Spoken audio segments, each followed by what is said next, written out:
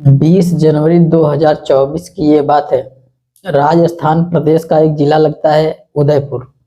वहां पर एक व्यक्ति फोन करता है, कहता है कि हेलो, मैं आपका दोस्त बात कर रहा हूँ। पुलिस पूछती है क्या बात है, बताइए। तभी वो कहता है कि आप प्रताप नगर थाना क्षेत्र में एक मोहनदास सुखाड़िया यूनिवर्सिटी के पास स्वर्ण जयंती द्वार है, वहां पर एक आदमी खड़ा हुआ है, जाकर उस आदमी से बातचीत करो।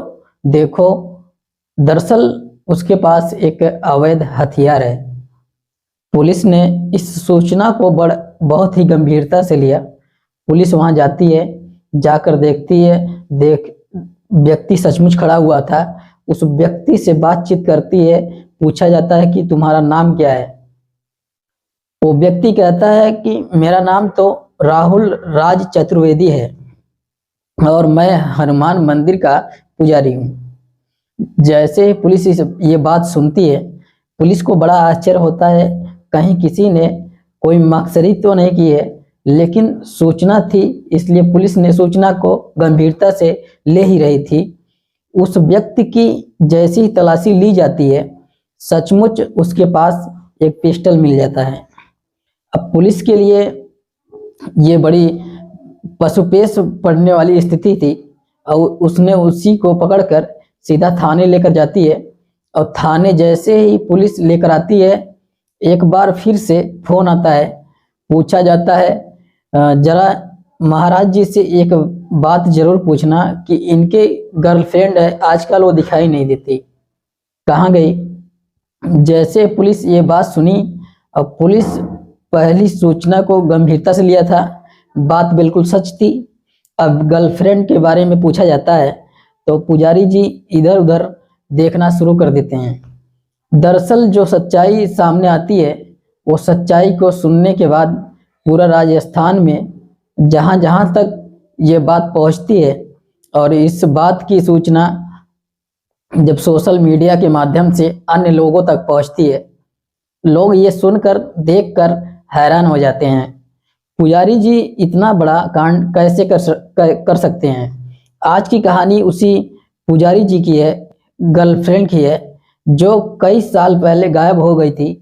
और गायब होने के बाद जब मिलती है, जिस रूप में मिलती है, लोगों को यकीन नहीं हो रहा था। नमस्ते, प्रणाम, हर हर महादेव। मैं ओम प्रकाश पाल आप सभी का आज की जो सच्ची घटना मैं आपको सुनाने जा रहा हूँ, ये सच्ची घटना है। राजस्थान प्रदेश का एक जिला है उदयपुर। उदयपुर का ही एक इलाका है दहली गेट। वहां पर एक हनुमान मंदिर है, और बात कर रहा हूँ शिवरात्रि का पर्व था 29 जुलाई 2019 का।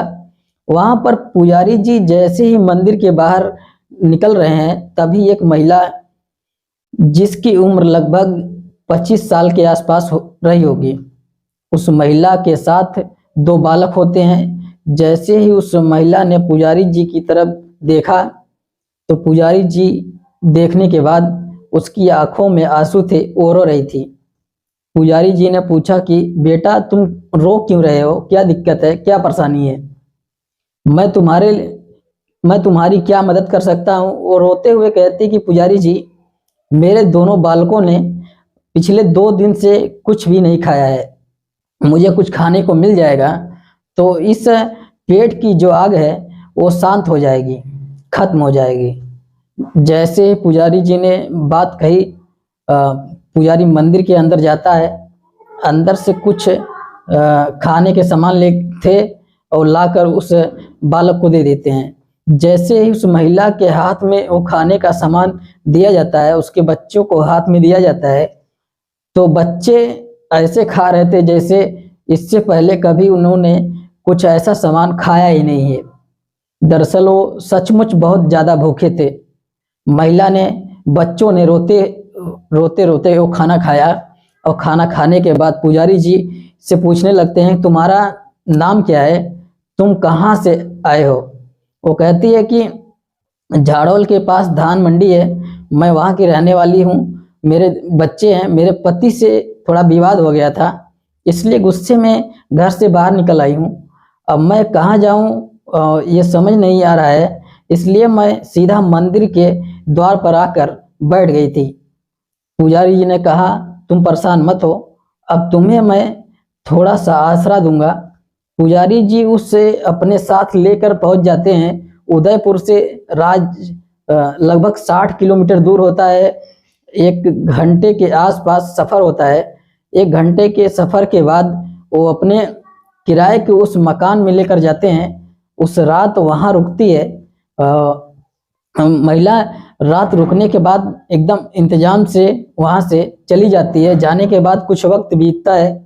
अब वो महिला अपने घर में तो विवाद रहता ही था। कभी कभी जब मन करता था तब पुजारी जी के पास वो आ जाया करती थी, और देखते ही देखते पुजारी जी उससे उस महिला की कब नज़दीकियाँ बढ़ जाती है उसे पता ही नहीं चलता, और पुजारी जी को भी उस महिला से बहुत ज़्यादा लगाव हो जाता है। कह सकते हैं कि प्यार हो जाता है। इस महिला ने अपने पति से जब विवाद ज़्यादा बढ़ता है तो पति से तलाक ले लिया, और पति भी तलाक दे दिया, और तलाक देने के बाद कहा, ये दोनों बालक हैं तो मेरे साथ रहेंगे और तुम्हारी अपनी मर्जी है, तुम जहाँ जाना चाहती हो वहाँ जा सकती हो, मुझे कोई एतराज़ नहीं है। इस महिला का अपने परिवार से कोई नाता नहीं था, कोई रिश्ता नहीं था, क्योंकि अब परिवार से दूर जा चुकी थी। बड़ी बहन हालांकि कभी कभार उससे फ़ोन कर लिया करती थी।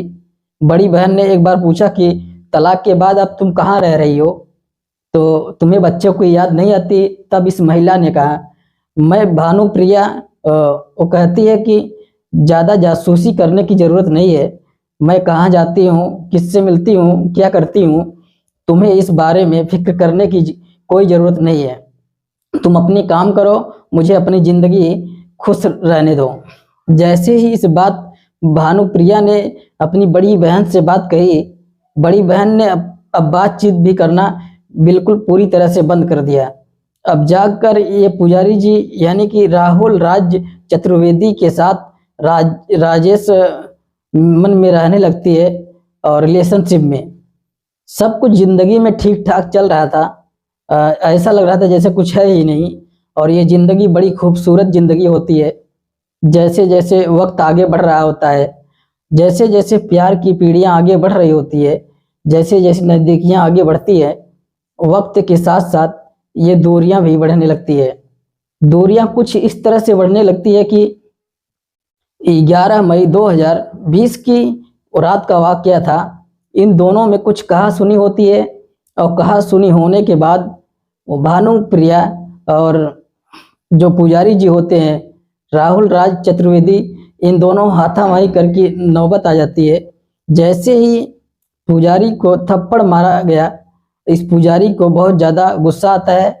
उसने इस महिला का ग्रीवान पकड़ने के बाद कुछ इस तरह से गला दबाया कि पता ही नहीं चला कि कब उस महिला के प्राण बाहर निकल चुके थे, वो मर चुकी थी। उस मृत शरीर को लेकर अब पुजारी जी इतना ज़्यादा परेशान हो जाते हैं कि करूं तो क्या करूं, समझ नहीं आ रहा है। तो उन्होंने पूरी रात ऐसी निकल जाती है, यानी कि 12 मई 2020 आ जाता है, और वो सुबह के 4 बज रहे थे, और रात भर जब से हत्या हुई उनके हाथों से सुबह के 4 बजे तक हजारों दिमाग में आइडिया चलते रहते थे। क्या करूं, इस महिला की लाश को कहाँ ठिकाने लगाऊं, कैसे ठिकाने लगाऊं, क्या करना है क्या नहीं करना है, हजारों बार सोचते रहे। कब दिन निकल आया पता ही नहीं चला, और थोड़ा डर भी लग रहा था क्योंकि वो लोग का डाउन का समय भी था। पुलिस का पहरा लगातार बढ़ रहा था। घर से कोई बाहर अगर दिख भी रहा था तो पुलिस किसी को बाहर जाने नहीं दे रहा था, और बैरिकेडिंग कर दिया गया था। यदि कोई जाने की कोशिश करेगा तो सही नहीं होगा। कुल मिला के ये ज़्यादा परेशान हो जाता है। सुबह जब होता है तो घर में एक ड्रम रखा हुआ था, उस ड्रम के अंदर इस महिला की लाश को रखा जाता है। रखने के बाद वो पूरा दिन उसी ड्रम के अंदर रखी रहती है। शाम की रात हो जाती है, तब यानी कि 13 मई 2020 आ चुका था।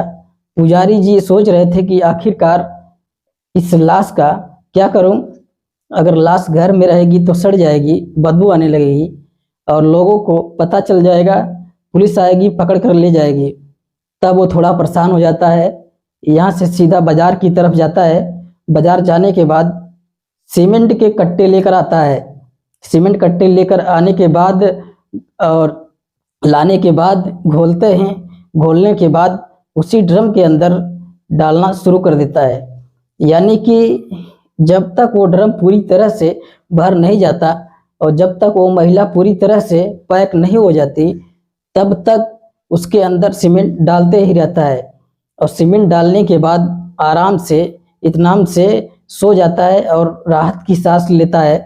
तो सोचते हैं कि अब शायद कभी भी इस बात का खुलासा नहीं हो सकेगा और कभी भी इसके अंदर से जो राज है इस ड्रम के अंदर कभी बाहर नहीं आएगा। जैसा वो सोच रहे थे ठीक वैसा ही हो रहा था। कब महीने दर गुजरने लगते हैं पता ही नहीं चलता। और जब महीने दर महीने गुजर रहे थे, वो अपने काम में बिजी थे, मंदिर में जाते थे, पूजा पाठ कराते थे, वापस जब उनका मन करता था घर में आकर रुक जाया करते थे। इसी तरह से 1-2 महीना नहीं बल्कि 2 साल पूरे गुजर जाते हैं। जून 2022 का ये बात है। एक दिन घर के अंदर से दुर्गंध आने लगती है। वो खुद नहीं समझ पा रहे थे कि घर के अंदर जो दुर्गंध आ रही है, आखिरकार इस दुर्गंध का करूं तो क्या करूं।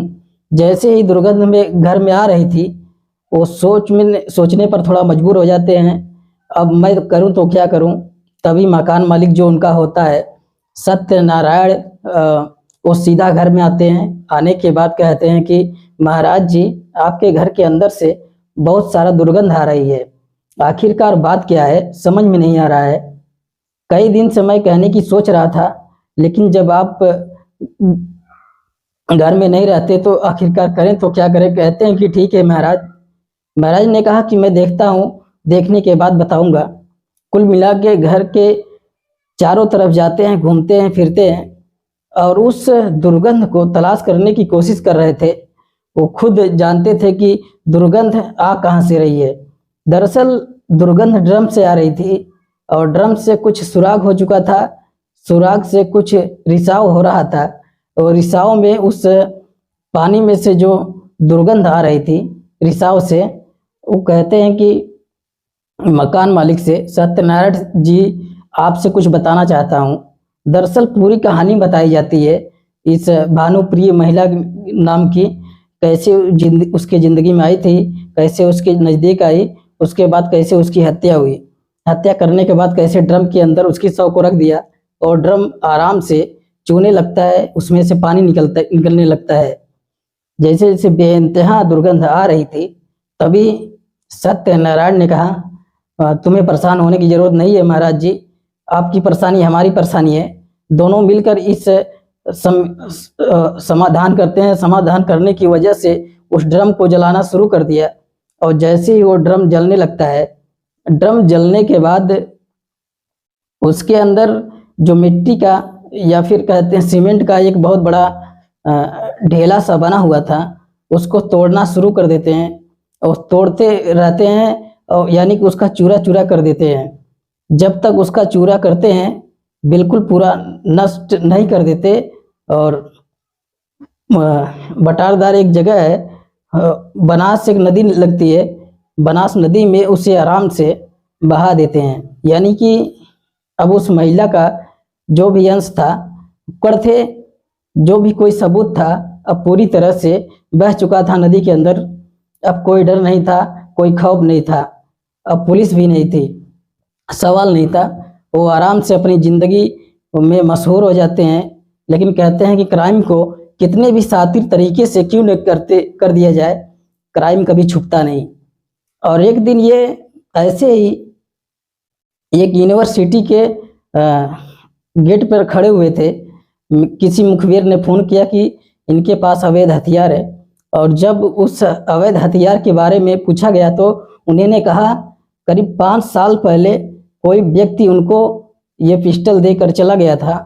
उस व्यक्ति का नाम क्या है उसको जानते भी नहीं थे और उस पिस्टल को आज तक वो रखे हुए हैं। बस उनका जब मन करता था तब उस पिस्टल को लगाकर घूमते थे और उनका इससे किसी से नुकसान पहुंचाने का इरादा नहीं था। जैसे ही उस महिला के बारे में पूछा गया वो सब पकाने लगते हैं। कभी दीवार देखते हैं तो कभी ज़मीन देखते हैं, कभी आसमान देखते हैं। तब जाकर पुलिस ने जब सख्ती से पूछताछ की, राहुल राज ने जो सच बताया वो सच सुन के पुलिस भी परेशान हो जाती है, भौचक्क हो जाती है। लगभग 4 साल पहले उस महिला की हत्या की जाती है। 4 साल बाद उस घटनाक्रम का खुलासा होता है। जब खुलासा होने के बाद लगभग 3 साल इस घटनाक्रम का खुलासा होता है और जैसे ही खुलासा की बात अखबार, टेलीविज़न, सोशल मीडिया के माध्यम से लोगों को पता चलती है, लोगों को यकीन नहीं हो रहा था कि जो व्यक्ति मंदिर में पूजा पाठ करता है या कराता है, जो व्यक्ति बहुत अच्छी अच्छी बातें करता है, लोगों को संस्कार की बातें कर सिखाता है, वो भी कैसे कातिल हो सकता है। पुलिस ने उसे गिरफ्तार किया है। साथ में जिस व्यक्ति ने पिस्टल दी थी उसकी भी खोजबीन की जा रही है। उस पुलिस की खोज है कि इस भी घटनाक्रम में जो भी दोषी होंगे उन्हें भी कोई भी क्रम में बख्शा नहीं जाए। जल्द ही उन्हें ही सलाखों के पीछे पहुंचाया जाएगा और कानून के माध्यम से जो भी हो सकेगा वो सज़ा दिलवाने की कोशिश की जाएगी। दोस्तों, इस पूरे घटनाक्रम को सुनाने का उद्देश्य है किसी को परेशान करना नहीं और किसी का दिल दुखाना नहीं है, बल्कि आपको जागरूक करना है, आपको सचेत करना है। आप जहां भी रहें अपना ख्याल रखें, सुरक्षित रहें, स्वस्थ रहें। जय हिंद, जय भारत।